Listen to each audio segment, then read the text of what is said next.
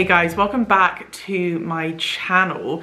So I have been digging through some of my really old videos. These are years and years old, but when I started my main YouTube channel, which was years ago, I did a few little DIY projects and you guys absolutely loved them at the time. I want to resurface them over on this channel and also give you a full review of how they actually turned out, which I wasn't able to at the time. So I'm going to take you through this little hack I did, which was a DIY kind of scaffold board tabletop, like a desktop.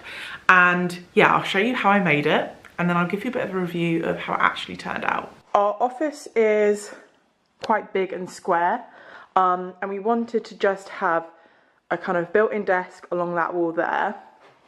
And then on this side of the room, that's actually a sofa bed that pulls out. So we can still have guests stay in here if they want, but we're going to get like a coffee table and going to have a chill out area over here. So we wanted both of our desks just to be close together up against one wall and kind of look flush. So the idea is that the desktop that I'm going to make today is just going to sit on top of these chest of drawers. So these chest of drawers are from IKEA. I think they're about £55, and they're a kind of dark inky blue to match our blue velvet sofa. So I had a look into loads of different types of wood that we could use. There's something that you could use called a sagulator. I think that's what it's called. I'll link it below anyway.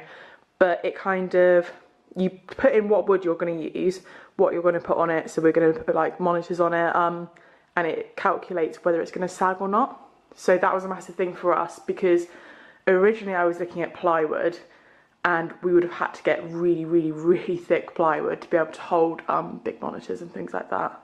So what we decided to go for in the end was actually scaffold boards. So these are from B&Q. So when you go to B&Q, most big B&Qs will have somewhere where you can get wood cut.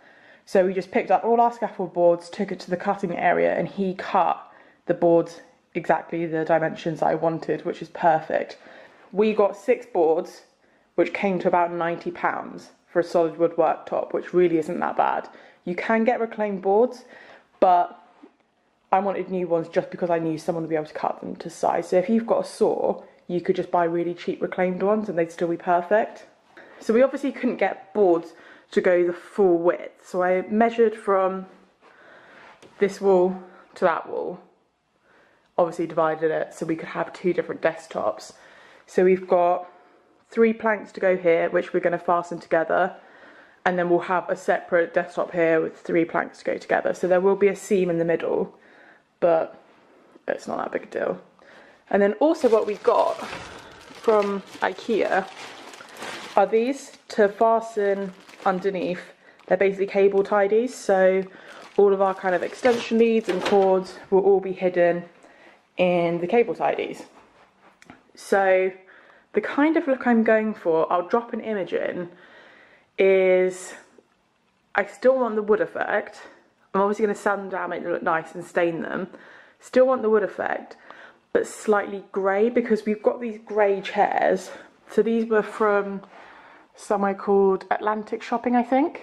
So we kind of want like nice blue, kind of a Scandi grey effect top. So I'll show you what I've used and what I'm going to try to use to create the same effect as what I want. Okay, so what I originally got to use to do the stain is this. It's the Rust-Oleum weathered wood in ash grey. So it's meant to give you a nice kind of grey tone to the wood, kind of like rusticy. But I tried it out and I really didn't like it. So it turns out like this. It's a very bluey grey. These are just offcuts from the scaffold boards that we've bought. So when you get them cut in store, they can give you the offcuts as well, which I kept to do testers on. But obviously they're not sanded or anything. I just did them really quickly to kind of see what the colour was like. And I don't know if you can see on camera, like it is so blue, which is not really what I was looking for. So I kind of experimented a bit.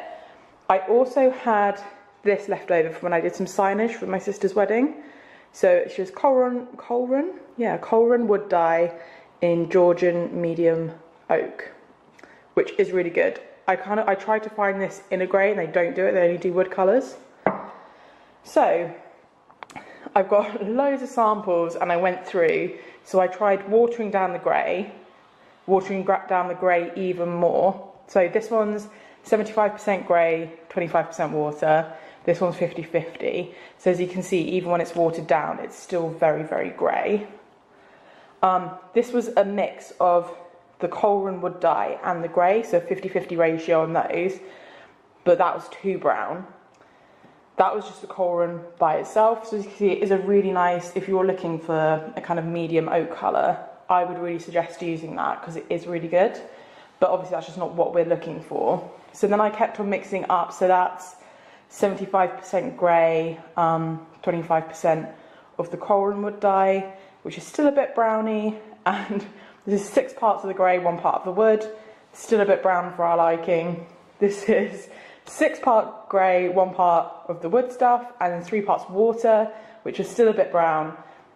I spent a lot of time doing this, guys. 6 parts grey, 1 part wood, 6 parts water, until we got to the end here. So I think this is the one that we're going to go for.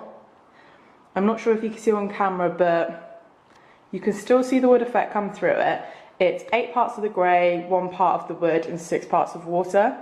So it's quite a watered down version, but it's kind of like a mix of the two. So it's taken out that kind of really, really cold bluey tone of the grey, but it's still got a nice kind of driftwood looking grey effect. And I took these upstairs to see it in the light upstairs and compare it to the chairs, and the one on the right goes really, really well with the chairs. So I think we are going to go for this one. So what I'm going to do is fasten the 3 planks together first, then take them outside, flip them over, and I've got an electric sander to sand the top so it's all nice and even. So the reason I'm doing it that way rather than sanding them first is because I want them to all sit really, really flush, and right now they're like a little bit uneven, so I thought if I fasten them together first, then sand the top while they're as a desktop, it will mean that they kind of sit nicer together. So these are what I'm going to use to fasten the planks together. So I think these are just from Amazon. I'll leave the link below. But they're just flat steel plates, 160mm by 40mm, and they're pre-drilled. Gonna line them up, mark them out. I have a gimbal to make the holes, and then I've got some wood screws to screw in. So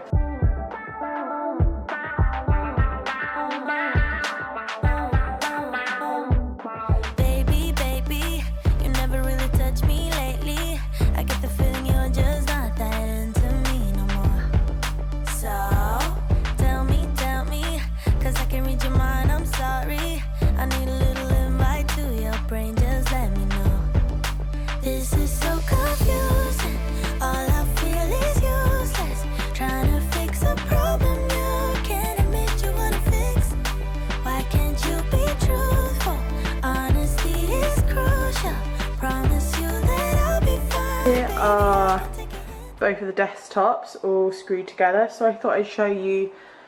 So this is obviously the top of one of them, so I've made sure they're ones with like nice grain, not too many of the knots. So I've screwed it together so it sits pretty flush, but obviously I'm going to sand it all down anyway, which will make it a lot more smoother. And then this is the underside of the other one. So the reason I've set the joints down so far is because this is the bit that's going to sit on top of the chest of drawers, so I didn't want it to be sitting on the screws and kind of like rocking or sitting uneven, so I thought the smoothest part is going to be this bit. I am going to sand the underside as well because, as you may be able to see, the surface is quite rough, so I don't want people getting splinters and whatnot. So yeah, time to put them outside, sand them down, and then I'm going to clean them with white spirit and then stain them with this stuff.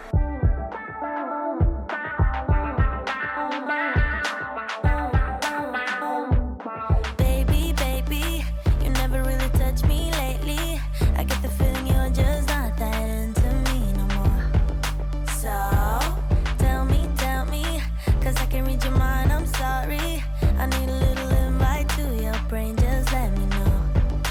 This is so confusing. All I feel is useless. Trying to fix a problem you can't admit you wanna fix. Why can't you be truthful? Honesty is crucial. Promise you that I'll be fine, baby. I can take a hint. You don't wanna talk about us, about stuff, and you don't wanna kiss, hold hands, or make love. When I say let's break up, you say let's not. So I really, really wanna know what the hell you waiting for. Really, really wanna know what the hell you waiting for. Easy breezy, nobody said that love is easy, but you can go around pretending I'm yours when. Okay, so I left the desktop to dry overnight and I've brought them upstairs and just literally placed them on top of the drawers. So I'm going to show you guys what it looks like. Ta-da! So yeah, the desktops literally just sit on top of these. They're not fastened at all. I think the grey turned out quite well. It's looking a little yellowy on camera, but this is exactly what I wanted, sort of being able to see the wood grain, but just kind of taking the yellowiness out of the wood.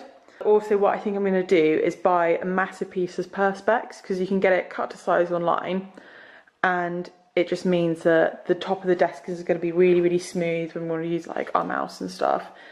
So just to kind of protect the desktop, yeah, and it will just look a bit nicer.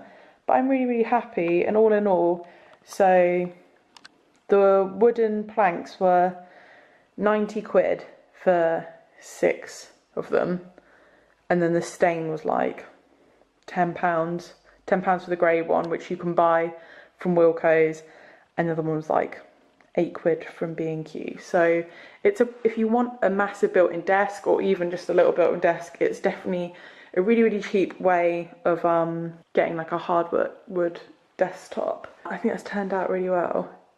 Obviously you can see I've started staging this bit. That bit has not been staged yet, but yeah, really happy with that. So I absolutely loved this project. I loved the way that it looked. It was really, really easy. Like honestly, anyone can do this project. But having said that, there are a couple of things that I probably would do differently now. So the things that I loved was just the look of it. I think it looks so nice. I love that kind of like rusty wood look. And I love the way that it kind of like sat on top of those chest of drawers. Also, I loved the price of it, because we wanted to kind of do a big long desk. That would have been extremely expensive if we'd done some other kind of options. So definitely very budget friendly, especially using scaffold boards. But having said that, so I did get the Perspex tabletops to go on them, like the Perspex protectors. You needed that, because even though I sanded them down, the wood was quite rough. I think you're gonna kind of get that with scaffold boards unless you invest a lot of time sanding them down. So that's one thing, is like, maybe I would have chosen, I don't know, a different kind of wood, or maybe I would have put more effort into sanding them down. But also, like, the scaffold boards aren't perfectly flat. So that is something to bear in mind, and that's what I kind of struggle with a little bit, was getting that really nice flat kind of surface. So in the end, we actually took that table apart eventually. We had it for a few years, but we actually decided to have separate offices, because with working from home and everything, it just wasn't feasible for us to sit in the same room and kind of be in meetings and stuff all day. It wasn't really working.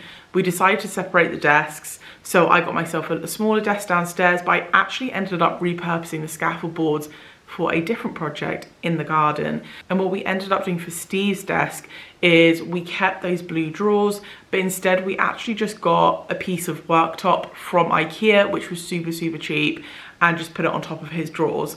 Like I said, the scaffold boards weren't like perfectly even.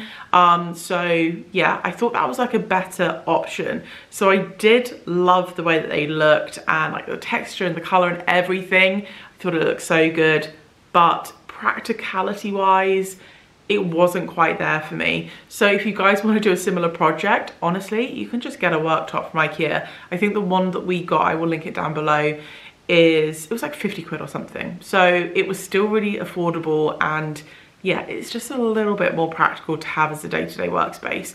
But I hope you guys have enjoyed this video, a little update for you, how we got on with that. If you have any more questions, feel free to drop a comment down below and I will get back to you. And don't forget to hit the subscribe button because I'm gonna have a few more of these coming up very soon. But until then, I will see you guys in the next one.